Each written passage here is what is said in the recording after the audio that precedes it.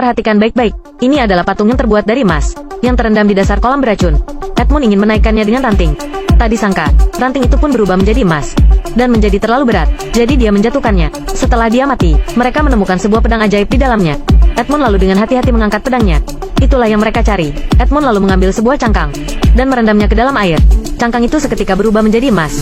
Edmund langsung terpesona, melihat harta yang berkilauan. Hatinya tiba-tiba dipenuhi keserakahan. Demi mencegahnya ditipu setan, Pangeran Caspian sampai bertarung dengannya. Untungnya, Lucy menghentikan mereka tepat waktu. Itu akhirnya membuat Edmund sadar kembali. Edmund akhirnya mengerti, kenapa ada patung emas di bawah air. Di sisi lain, Eustace menemukan lebih banyak harta karun. Tempat itu penuh dengan harta emas. Dia sangat bersemangat sampai tak bisa berkata-kata. Lalu dia bergegas turun dan mengambil emasnya. Tapi dia tak tahu, seharusnya, sebuah kecelakaan akan segera terjadi. Saat mereka akan pergi, Lucy tak melihat Eustace. Jadi Pangeran Caspian dan Edmund pergi mencarinya. Tapi mereka hanya menemukan 11 sepatu kulitnya, dan pakaiannya yang terbakar. Tampaknya, Eustace dalam bahaya. Di sebelah, mereka juga menemukan pedang ketiga.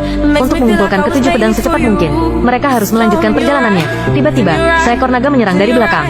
Sebelum Edmund bisa bereaksi, naga itu sudah menangkapnya. Ternyata, naga itu hanya ingin Edmund tahu. Dia adalah Eustace yang terkutuk.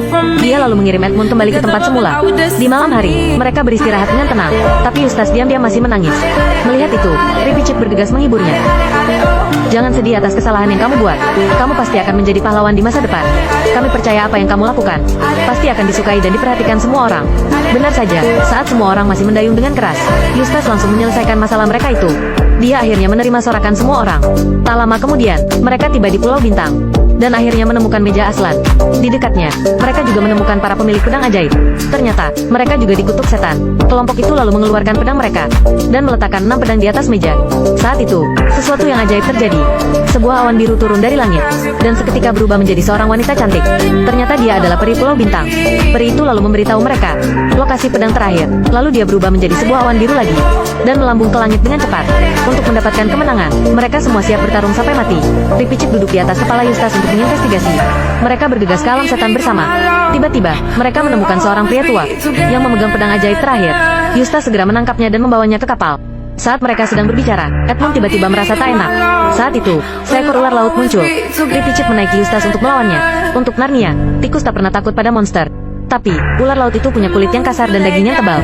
Tak butuh lama baginya untuk mengalahkan Eustace. Di saat genting, Eustace menyemburkan api mematikan, dan membakar ular laut itu. Sampai ia masuk kembali ke dalam laut. Tiba-tiba, pria tua itu mengira Eustace adalah monster. Jadi dia langsung melemparkan pedang ke arahnya. Sambil menahan rasa sakit, Eustace mendarat di pantai Pulau Bintang, lalu pingsan. Saat dia bangun, Aslan telah muncul di depannya, dan mengaum dengan keras, untuk melepaskan kekuatan ilahi yang tak terbatas. Eustace lalu perlahan terbang ke udara, lalu berubah menjadi bubuk emas dan menghilang. Eustace akhirnya kembali ke wujud manusianya, dan pingsan lagi setelah terjatuh. Di sisi lain, ular laut yang sudah beristirahat sejenak itu menyerang lagi. Ia tampaknya juga menjadi semakin kuat, dan juga bermutasi. Tentakel yang mengerikan tumbuh di sekujur tubuhnya. Melihat kapal mereka akan segera terbalik, Edmund segera naik ke atas layar. Saat itu, penyihir Jadis muncul lagi di depannya, dan menghilangkan mabuk keinginanannya. Eustace juga akhirnya bangun. Dia lalu mengambil pedang ketujuh, dan bergegas ke meja Aslan, lalu meletakkan pedang itu di atasnya. 7 pedang itu lalu menyatukan kekuatan ilahi mereka. Saat itu, sebuah kilatan cahaya muncul, dan mengirim kekuatan ilahi ke pedang Edmund. Itu juga seketika membangunkannya. Edmund lalu mengangkat pedangnya, dan menusuk ke dalam mulut ular laut itu. Ular laut itu lalu terdiam, dan perlahan-lahan jatuh ke laut. Semua kabut juga menghilang bersamanya. Mereka akhirnya mematahkan kutukannya. Orang-orang yang terkutuk segera terbangun. Orang-orang yang hilang juga berhasil diselamatkan. Kelompok itu berhasil menyelesaikan tugas mereka. Aslan lalu akan mengirim mereka kembali ke rumah. Setelah memasuki ombak ajaib itu, mereka kembali ke kamar mereka. Gerbang ke dunia Narnia juga ditutup. Terima kasih telah menonton. Sampai jumpa.